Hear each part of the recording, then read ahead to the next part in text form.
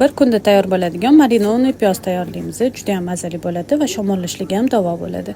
Bizga kerak bo'ladi qizil piyoz, bitta qizil lovlagi va 2 pare limon. Piyozimizni xohishga ko'ra pare qilib to'g'rab olamiz. Agar kichkina bo'lsa butunligicha qilsa ham bo'ladi. Qizil lovligini ham xuddi shu ko'rinishda to'g'rab oldim. Mana ko'rsanglar bo'ladi. Piyoz, qizil lovlagi va 2 pare limon. Bankamizga qizil lovligi ustidan piyozlarimizni solamiz va qaynoq suv solib 5 minutga olib qo'yamiz. 5 minutdan keyin to'kib tashab, ustiga 1 osh qoshiq tuz, 1 choy qoshiq shakar, ozgina murch solamiz.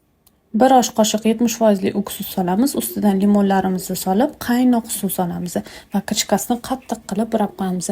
1 sutkaga olib qo'yamiz. 1 sutkadan keyin ranglari shunaqa chiroyli zo'r bo'lib chiqadi. Albatta tayyorlab ko'ring. Ayniqsa shamollash paytlarida iste'mol qilsa juda ham foydali bo'ladi. Bu videoni dugonangizga yuborib qo'ying. Sahifamga obuna bo'ling. Yanada kerakli layfhaklar, retseptlar bilan bo'lishib boraman.